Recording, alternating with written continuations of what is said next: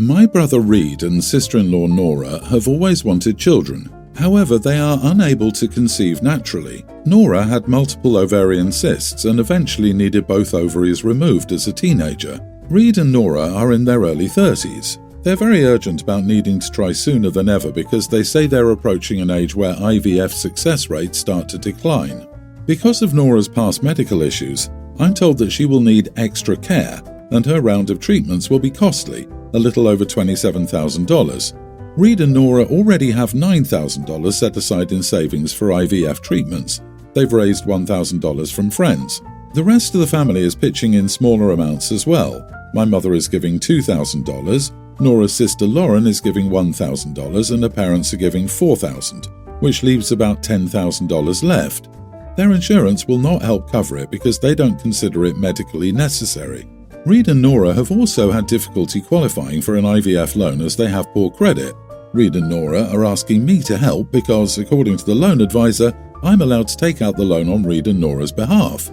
$10,000 is a huge ask for me, and the fact that Reed and Nora have poor credit shows they already don't have a good track record of paying back loans. When I question why they didn't ask Lauren, they claim they couldn't because she isn't single and childless like I am. They see it as me not having any dependents. My mother and parents-in-law don't have a lot of savings and their earlier mentioned donations were already a huge gift for them. Correcting a bad credit score takes a long time, making things much more difficult, and, harsh as it is to say, I don't want to take out thousands of dollars in the low for a procedure that has a good chance of not even working. So I told Reed and Nora no and that their future children were not my responsibility. I also wanted to put my foot down now, because next it will be private school tuition or a college fund, which shouldn't be my responsibility just because I'm currently single and childless. Nora was obviously disappointed but told me she respected my choice. Reed was angry. He told me that he would remember this for when I'm ever in a time of need so that I'll know how it feels to have family turn their back on me. The rest of the family members told me, "We're not mad at you, just disappointed," because Nora worried for years that she would never be able to have children or be a mother. They say Reed and Nora would be wonderful parents and it isn't right that they can't conceive naturally, which I do agree with.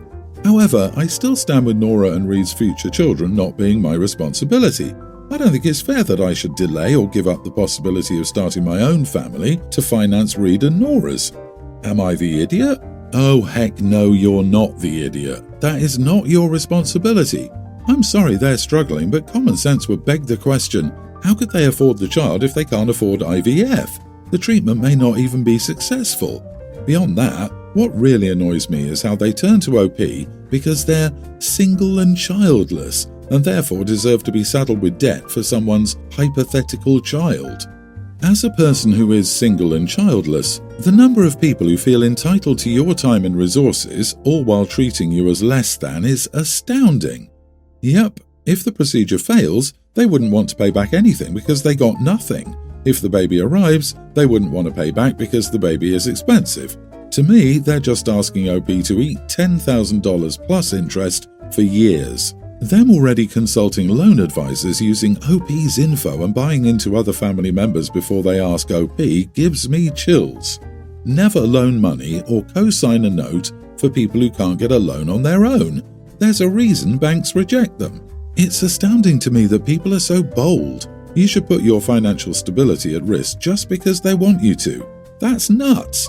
Finally, maybe Reed and Nora should wrap their heads around the idea that they cannot afford IVF and should consider something radical, like adoption.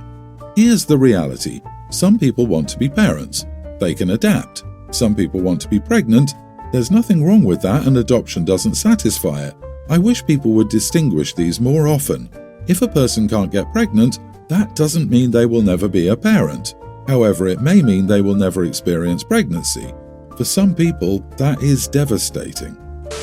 Basically, my sister-in-law asked to take my and my husband's kids for the long weekend because it was her daughter's birthday party. We said that was fine. So she dropped the kids off on Friday and returned on Monday at 9 a.m. to grab them. I called periodically throughout the day to check in on them and was never told anything was out of the ordinary. Well, we got there to pick the kids up at 9 a.m. and our two sons were still sleeping, which is not normal. They're super early risers and always have been, even when going to bed late. Sister-in-law makes a comment, "Oh, it's probably because of the cough syrup."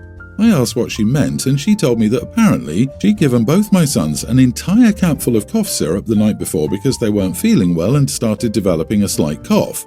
My youngest, young grammar school age, has asthma and had his inhaler with him. Not only that, but this entire cap full of cough syrup she gave them was Adult's Extra Strength Delsim PM. My sons are a youngster and a tween. I absolutely lost my crap. I told my husband to get the kids packed up immediately and went off on my sister-in-law for intentionally giving my sons a very high dose of Adult Extra Strength cough syrup when she knows we do not use cough syrup. My mother is a doctor and has told me doctors advise against it due to it being a cough suppressor and being unable to push out the phlegm, which can lead to pneumonia. Not only that, but she didn't even tell me before giving it. So I said she would never ever see my kids again, and we left. Of course, she was crying when we took off. I'm being told by multiple people that I overreacted because my boys are fine. I fail to see how that makes this better. Am I the idiot? Edit, it's been made clear multiple times that we don't give our kids cough syrup. She's argued with us several times because she gives her kid every medication known to man, and we don't. She knew what she was doing and we wouldn't be okay with it. She made comments of, "Oh, they're perfectly fine, I told you it was safe," BS when I was flipping out on her. Zero remorse. I do want to clear up a bit of confusion here on dosage.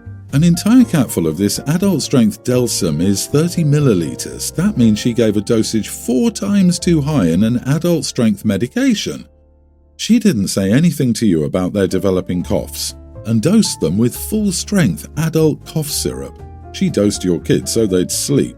I'd never be in the same room as her again. You are not the idiot. I bet they weren't even developing a cough.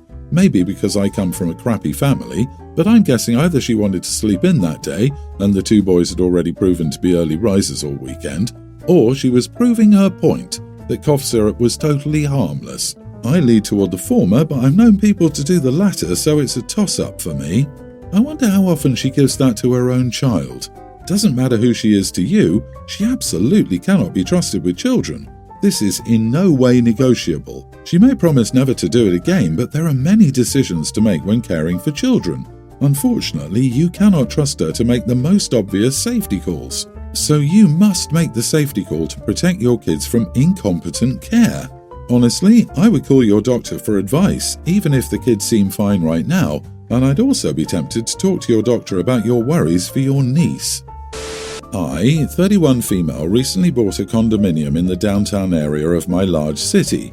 My husband passed away 2 years ago, and I just now feel like I'm getting my feet back under me and moving on in some ways.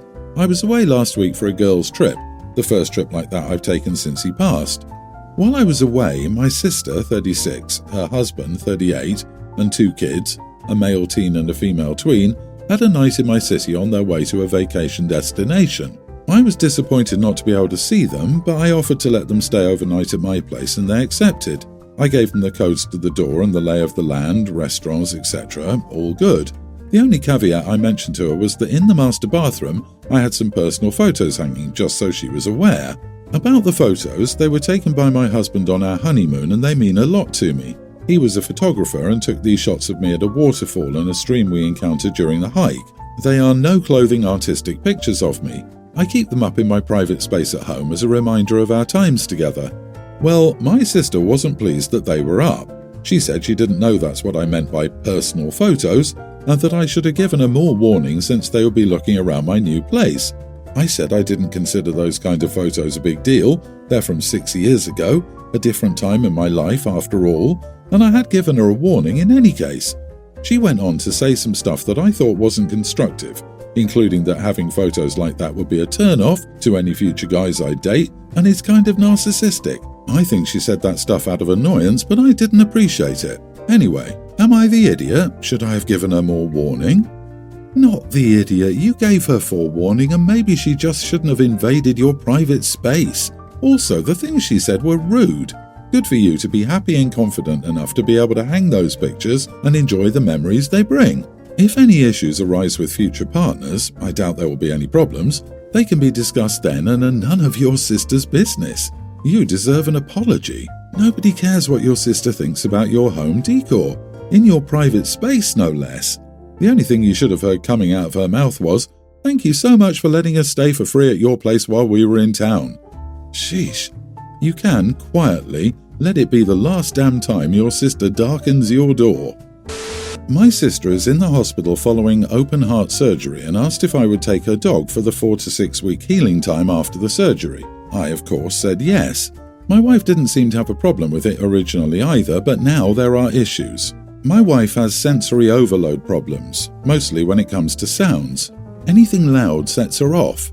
The dog isn't inherently loud, but I mean when she eats, drinks, or even licks herself repetitively, it absolutely drives my wife insane and has been since about a week in. She's been here for 2 weeks. The other issue is that if my wife tries removing herself from the situation, the dog immediately follows her. She really likes my wife and will try her damnedest to be as close to my wife as physically possible, where she, of course, starts licking herself and further making my wife angry. I've attempted to intervene and get the dog away from her. Still, it doesn't take long for the dog to get back to wherever my wife is, and at this point, even the sounds of the dog's nails clicking against the floor behind her are setting my wife off in a fit of rage. Yesterday, the dog was sitting on the floor beside the bed and immediately started licking herself. She is definitely an excessive licker. Finally, my wife started losing her cool completely and said she can't do this anymore, and asked me to bring the dog somewhere else for the remainder of the time that my sister was healing. My mom would take the dog, but she's elderly and in a wheelchair, and while the dog isn't rambunctious, I don't feel comfortable taking the chance. No one else wants to take her. So I said no, and we wouldn't have her much longer. She basically told me to go screw myself and that this was a deal breaker for her and I wouldn't see her again. She packed up and left for her mother's. I'm being told I'm in the wrong. Edit, I didn't ask my wife if we could take the dog. My sister called while I was at work and I agreed to take the dog without consulting her. My wife simply didn't appear to have an issue until recently. You are the idiot. You open your story by saying you agreed to have the dog for 4 to 6 weeks, and your wife didn't seem to have a problem with it. If you agree to board someone's dog for that long, you need to have a conversation with her first. Not just assume that it'll be okay or she didn't seem to mind. Dude, does your home not have doors? Seems like you had plenty of opportunity to shut you and the dog in one room and let your wife have some space. But you appear to be behaving like a selfish idiot, so you didn't do that. You just let the dog terrorize your wife because it likes her. Newsflash, I don't care who the dog likes. You're not married to the dog. You're married to your wife. You're choosing to live with your sister's dog instead of your wife. The dog probably whines and scratches at the door. I'm feeling for the dog here. It's been suddenly separated from its home and person, and anxiety probably exacerbates things like the licking and scratching. Any chance OP could ask about allergies? Bathe the dog? Get it a lick mat to go to town on in another room with OP? Are earplugs an option for your wife? OP, why don't you stay at your sister's place for the remainder of the time you have the dog? That way your wife can be in her own house and the dog is back in its home environment. You are the idiot, OP. You cannot seriously pretend like uprooting the dog wouldn't cause issues for her and your wife, especially since you know your wife has sensory issues and that dog licks herself constantly. People are either stupid or idiots in situations like this. Pick one. While I'm sitting at my computer, headphones on and watching a video or something, distracted, deaf to my surroundings and partially blinded by my computer screen in general, my boyfriend will come up behind me and either tap or touch me, sometimes slipping a hand on my shoulder or sneaking a cheeky squeeze. My instant response almost every single time is to jump and be mad. I'm startled and can feel the adrenaline pumping in my blood. I'll usually glare at him and snap at him. What the heck? Or don't do that, something along those lines. That's it though, it's never escalated beyond that. Rather than apologise or just move on, or better yet, just stop doing that when I clearly have this big, bulky headset on over my ears, my boyfriend immediately gets mad. He says I have zero reason to be scared and react that way. When I reason that, in that split second where he touches me, I don't know who it is, he responds, well, who else would it be? He genuinely, earnestly gets upset at me every time, to the point I feel like I'm insane for reacting how I do. I'm not mad once the initial fright soon dies down, I only remain mad because he's upset with me for reacting in a 100% instinctual way, and in a way I believe pretty much everyone else would respond. It's literally to the point where he stormed off to his office just now and didn't want to talk to me, and I can't help but feel like I'm crazy and the only one who would react this way in this situation. So I got to ask for my own sanity, Am I the idiot here? Not the idiot, and you should really think hard about whether you want to be with someone who seems to enjoy startling you to get a reaction. And then he gets mad at you for the reaction. Whoa, this isn't normal or healthy. Don't question your own sanity. The question is whether or not he's decent, willing to apologize, and never do this again. If not, you are seriously better off without someone like this. Yes, this reminds me of my friend's abusive boyfriend who would press them to a sensitive part of her body whenever his hands were cold to startle her. She hated it and asked him to stop, and he never would. Instead, he would get mad at her for not finding it funny. Eventually, she started having anxiety attacks whenever someone touched her. Little things like these add up. Girl, he's gaslighting you big time. What he's doing would startle anyone. He knows this. He does it exactly for this reason. This is all a game to him. Startle you, get you upset, then act like he's the victim. And he's just getting warmed up. This will get a lot worse. OP, please leave this guy.